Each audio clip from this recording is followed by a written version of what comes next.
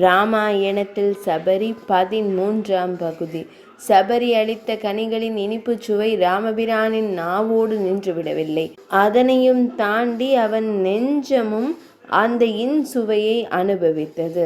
அந்த சுவையிலிருந்து மிகவும் பிரயத்தனப்பட்டு தன்னை விடுவித்துக் கொண்டவன் மெல்ல விழிகளை திறந்தான்.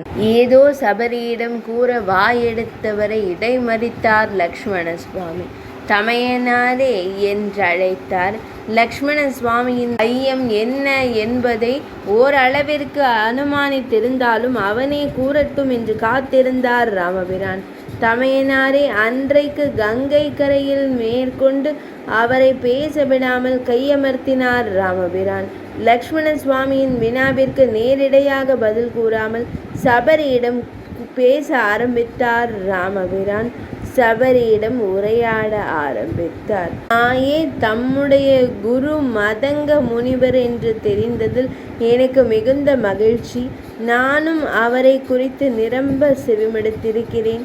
அவரை போல் ஒரு குருவிற்கு தம்மை போல் ஒரு சிஷ்யை இருப்பது மிகவும் தகுதியானதே. உரையாடி கொண்டே வந்தவரின் பார்வை ஒரு கணம் லக்ஷ்மண சுவாமியின் மீது படிந்து மீண்டது. அன்றைக்கு கங்கை கரையில் குகன் கரத்தினால் நான் உணவருந்தாததற்கும் காரணம் அவனுக்கு எந்த ஆச்சாரிய சம்பந்தமும் இல்லை என்ற காரணத்தினால்தான். விளங்கியதா லக்ஷ்மணா? ராமபிரானின் அந்த ஒரு கணப்பார்வை லக்ஷ்மண சுவாமிக்கு அனைத்தையும் விளக்கியது. தனது ஐயம் முற்றிலும் நீங்க பெற்றவராய் லக்ஷ்மண சுவாமி இப்பொழுது இருகரம் குவித்து ராமபிரானை வணங்கினார். ஸ்ரீ ராமபிரான் தன்னை குருவிற்கேற்ற சிஷ்யை என்று அங்கீகரித்ததில் சபரி நெக்குருகி போனாள். அவள் விழிகளிலிருந்து தாரை தாரையாய் விழிநீர் வழிந்து கொண்டிருந்தது. குருவின் மீது சபரி வைத்திருந்த பிரேமையும் பக்தியும் அந்த விழிநீரில் பெருகி வருவதை ராமபிரானால் புரிந்து கொள்ள முடிந்தது. அவளது எண்ணம் என்ன என்பதை ஏற்கனவே உணர்ந்திருந்த ராமபிரான் அவளதை செயலாற்றுவதற்கு முன் தன்னுடைய தரிசனம் மட்டுமின்றி அவளுடைய குரு கடாட்சமும் பெற வேண்டும் என்று விரும்பினான். அதற்கான வழியை தானே அமைத்து கொடுத்தார் ராமபிரான். தாயே, உன்னுடன் குரு வாழ்ந்த ஆசிரமத்தை காண வேண்டும் என்று எனக்கு ஆசையாக உள்ளது. தங்களால் இயன்றால் அங்கே அழைத்து செல்வீர்களா? சபரியின் இடுங்கிய விழிகளில் ஒரு கணம் மின்னல் ஒன்று தோன்றி மறைந்தது.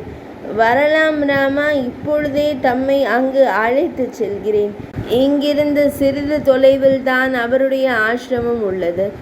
உன் பாதம் என்னுடைய குருவினுடைய ஆசிரமத்தில் படுவதில் எனக்கு மிகுந்த மகிழ்ச்சியாக உள்ளது. கூறிக்கொண்டே தன்னுடைய வயதிற்கு கொஞ்சமும் சம்பந்தமில்லாத வேகத்துடனும் ஒரு சிறு பெண்ணின் குதூகலத்துடனும் சபரி அன்னை முன்னே நடக்க ராமபிரானும் லக்ஷ்மண சுவாமியும் பின்னே நடந்தார்கள்.